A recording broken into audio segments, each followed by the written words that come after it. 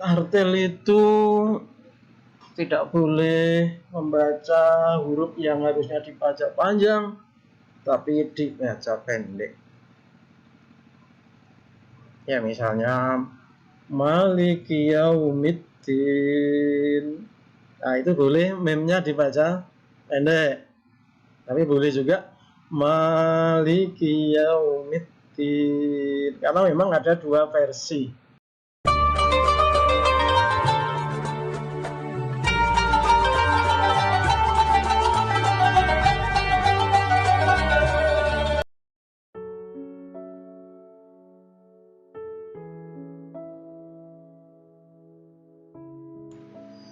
Assalamualaikum warahmatullahi wabarakatuh. Alhamdulillah, wassalatu wassalamu ala rasulillah.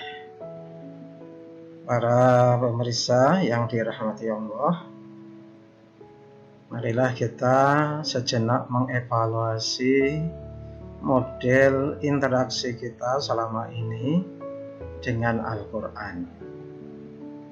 Dalam Al-Quran disebutkan ada tiga model interaksi seorang muslim dengan Al-Quran. Yang pertama yaitu model qiraah, kedua tartil, dan yang ketiga adalah model tilawah. Yang pertama model qiraah.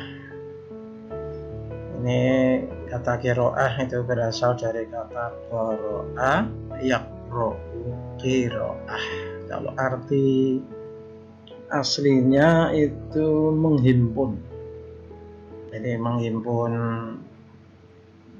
huruf menjadi kata, kata menjadi kalimat, kalimat menjadi alinea. Alinea dihimpun menjadi sebuah tulisan utuh. Ya. Dalam beberapa tafsir yang mengutip dari beberapa kamus, kata qiraah yang kata perintahnya itu iqra, itu pertama memiliki makna tafahama, artinya berusaha memahami. Kemudian darosa, terus mempelajari. Yang ketiga tafaqqaha, yaitu berusaha mengerti secara mendalam. Dan hafidhu, menghafal. Jadi aktivitas qiraah itu titik tekannya adalah pada aktivitas intelektual, aktivitas kognitif dalam upaya memahami maksud-maksud ayat Al-Quran. Maka kalau dalam bahasa Inggris itu padanannya adalah to read. To read itu aktivitas membaca yang bisa disertai dengan suara. Tapi bisa juga aktivitas membaca tapi tanpa suara. Jadi seorang dewasa kalau membaca Quran misalnya, maka tidak bunyi, jadi diam saja. Nah, itu wilayah qiraah. Nah, dalam beberapa tafsir dijelaskan kata qiraah itu terutama dalam surat Al-Alaq ayat 1, Iqra bismi rabbikal ladzi khalaq. Bacalah. Ya. Jadi bacalah di ayat ini tidak disebutkan objeknya atau maf'ul bihnya. Apa yang harus dibaca? Jadi pertanyaannya pasti bacalah. Apa yang harus dibaca? Nah, karena tidak ada maf'ul bihnya, para ulama kemudian menyimpulkan bahwa objeknya adalah apa saja yang bisa dibaca, apa saja yang bisa dipahami. Nah, kalau dipetakan itu ada dua dari objek membaca model qiraah. Yang pertama yaitu ayat qauliyah berupa wahyu Allah atau Al-Quran. Nah, yang kedua adalah ayat kauniyah atau fenomena alam dan fenomena sosial. Ya, jadi kata qiraah itu tidak spesifik hanya untuk Quran saja, tapi apa saja yang bisa dibaca, apa saja yang bisa dipelajari, dipahami, dan seterusnya. Ya, misalnya tentang fenomena sosial ya, saya contohkan. Di tempat saya itu ada dulu itu gilingan padi itu statis. Akibatnya orang yang memiliki gabah itu harus mengantar sendiri. Nah, kemudian ada orang yang membaca fenomena ini. Wah, ini kalau bisa dibuat gilingan yang bisa muter mobile, nah ini mesti lebih laris karena konsumen tidak harus ngangkut gabahnya. Nah, ini namanya ini proses membaca fenomena sosial.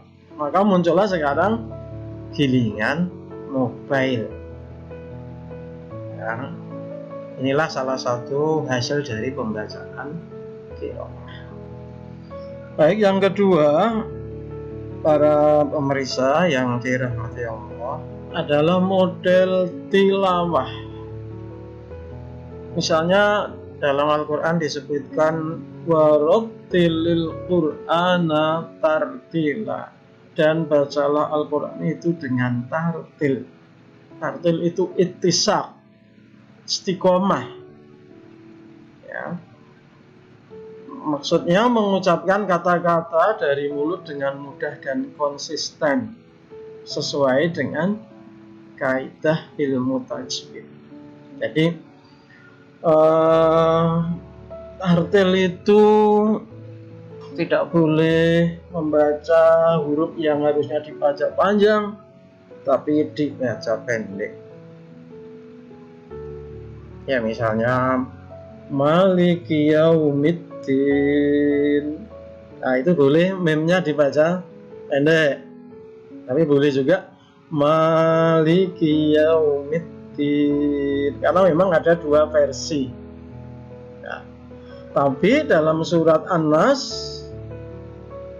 ya tidak boleh Malikin Nas, tetapi yang benar Malikin Nas, mimnya pendek. Ya. Jadi tidak tekan tartil itu adalah membaca Al-Quran dalam makna pengucapan secara lisan.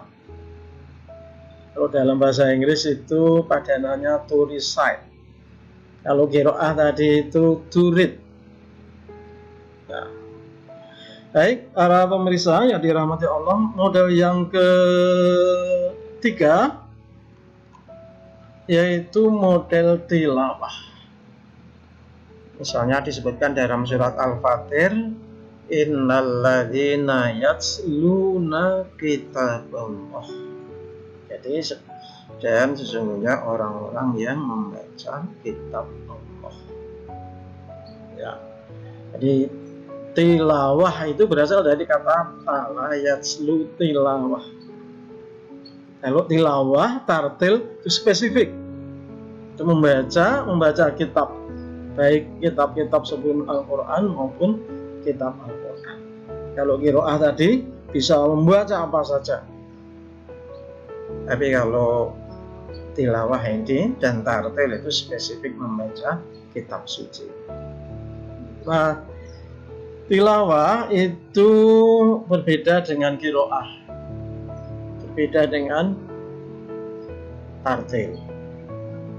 Karena tilawah itu asal artinya itu ittiba, mengikuti, to follow, yaitu model pembacaan yang bukan sekedar kognitif tapi bersifat spiritual dan merupakan aktivitas membaca yang diikuti komitmen untuk mengikuti apa yang dibaca. Nah, oleh karena itu model ini menjadikan Al-Quran itu sebagai hudan, petunjuk, sebagai nuron, cahaya, sebagai imaman panutan. Nah, maka kalau di TPA itu anak-anak itu doanya itu warizuknit tilawatahu, karena memang tilawah ini adalah derajat pembacaan Al-Quran yang paling tinggi. Para pemirsa rahimahullah, idealnya bagaimana bagi seorang muslim yang baik, yang kafah? Maka idealnya bagaimana bisa mensinergikan 3 hal tersebut. 1. Seorang muslim harus istiqomah tartil, artinya setiap hari membaca Al-Quran. 2. Berusaha memahami kandungan ayat-ayat yang dibacanya. Jadi sedapat mungkin kita meskipun belum sempurna, belum banyak, tapi berusaha sedikit bisa memahami maksud dari bacaan Al-Quran. Nah, tentu yang paling penting memiliki komitmen untuk mengikuti apa yang diperintahkan maupun yang dilarang. Jadi Al-Quran sebagai guidance, ya, sebagai pedoman hidup kita. Banyak orang yang mengatakan membaca Quran nggak paham apa gunanya.